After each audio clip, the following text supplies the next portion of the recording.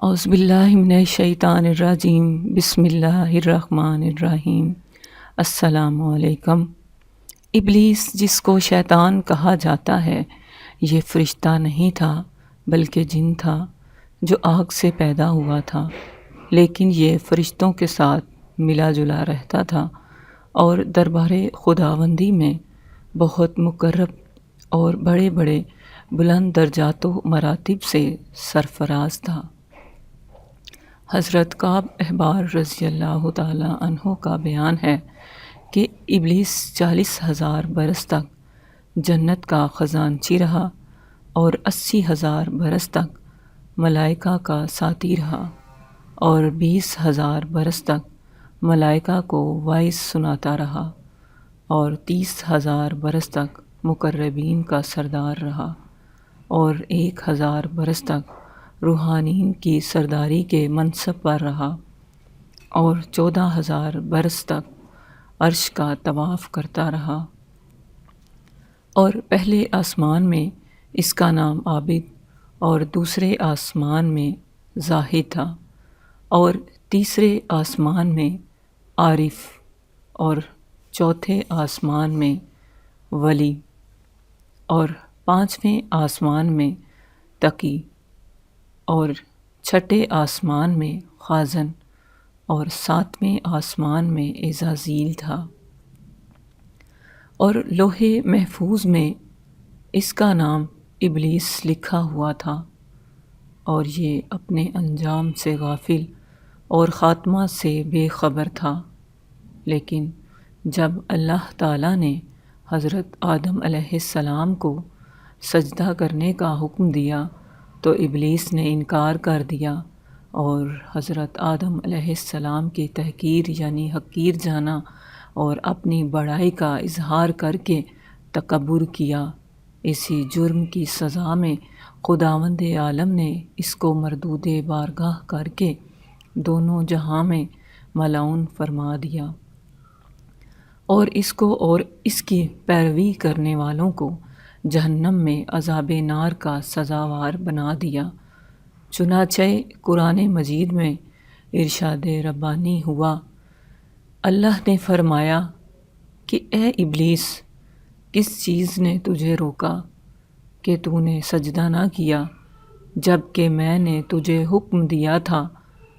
وہ بولا کہ میں آدم سے بہتر ہوں، کیونکہ مجھے تو نے آگ سے پیدا کیا اور اس کو مٹی سے بنایا۔ اللہ نے فرمایا کہ تو یہاں سے اتر جا، تجھے کوئی حق نہیں پہنچتا کہ تو یہاں رہ کر غرور کرے، نکل جا، تو ذلت والوں میں سے ہے۔ ابلیس بولا کہ تو مجھے قیامت کے دن تک کی مہلت دے دے۔ اللہ نے فرمایا تجھے مہلت ہے۔ وہ بولا کہ خداوند قدوس، قسم اس کی کہ تو نے مجھے گمراہ کیا، میں ضرور تیرے سیدھے راستے پر تیرے بندوں کی طاق میں بیٹھوں گا، پھر ضرور ان کے آگے، ان کے پیچھے اور ان کے دائیں، ان کے بائیں سے ان کے پاس آؤں گا اور بہکاؤں گا۔ تو اے اللہ، تو اپنے اکثر بندوں کو شکر گزار نہ پائے گا۔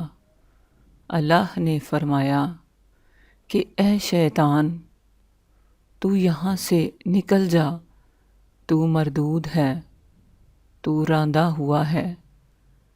جو میرے بندوں میں سے تیرے کہے پر چلے گا، میں ضرور تم سبھوں سے جہنم کو بھر دوں گا۔ درس ہدایت۔ قرآن مجید کے اس عجیب واقعہ میں عبرتوں اور نصیحتوں کی بڑی بڑی درخشندہ و تابندہ تجلیاں ہیں، اس لیے اس واقعے کو خداوند قدوس نے مختلف الفاظ میں اور متعدد طرز بیان کے ساتھ قرآن مجید کے 7 مقامات میں بیان فرمایا ہے، یعنی سورہ بقرہ، سورہ اعراف، سورہ حجر، سورہ بنی اسرائیل، سورہ کہف، سورہ طٰہٰ، سورہ صاد میں اس دل دہلا دینے والے واقعہ کا تذکرہ مذکور ہے، جس سے مندرجہ ذیل حقائق کا درس ہدایت ملتا ہے۔ نمبر 1، اس سے ایک بہت بڑا درس ہدایت تو یہ ملتا ہے کہ کبھی ہرگز اپنی عبادتوں اور نیکیوں پر گھمنڈ اور غرور نہیں کرنا چاہیے، اور کسی گنہگار کو اپنی مغفرت سے کبھی مایوس نہیں ہونا چاہیے۔ حدیث شریف میں ہے کہ ایک بندہ اہل جہنم کے اعمال کرتا ہے حالانکہ وہ جنتی ہوتا ہے، اور ایک بندہ اہل جنت کے اعمال کرتا ہے حالانکہ وہ جہنمی ہوتا ہے۔ در حقیقت اعمال کا اعتبار خاتموں پر ہے۔ خداوند کریم ہر مسلمان کو خاتمہ بالخیر کی سعادت نصیب فرمائے اور برے انجام اور برے خاتمے سے محفوظ رکھے، آمین۔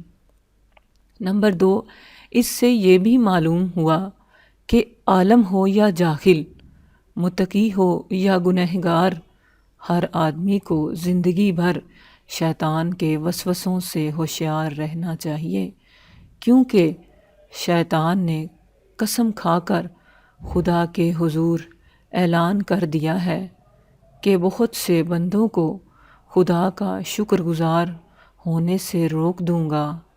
نمبر 3، شیطان نے آگے پیچھے اور دائیں بائیں 4 جانبوں سے انسانوں پر حملہ آور ہونے اور وسوسہ ڈالنے کا اعلان کیا ہے۔ اس سے معلوم ہوا کہ اوپر اور نیچے ان دونوں جانبوں سے شیطان انسانوں پر کبھی حملہ آور نہیں ہوگا، لہٰذا اگر کوئی انسان اپنے اوپر یا نیچے کی جانب سے کوئی روشنی پائے تو یہ ابلیس کا وسوسہ نہیں ہے، بلکہ اس کو خیر سمجھ کر اس کی جانب متوجہ ہو اور خداوند قدوس کی طرف سے خیر اور بھلائی کی امید رکھے۔ بے شک ہر چیز کا علم اللہ کے پاس ہے۔ ویڈیو پسند آئے تو کمنٹس ضرور کیجیے گا۔ اس ویڈیو کو صدقہ جاریہ کے طور پر شیئر ضرور کیجیے گا۔ اللہ آپ کو ہزاروں برکتیں اور خوشیاں عطا فرمائے۔ دعاؤں میں یاد رکھیے گا۔ السلام علیکم۔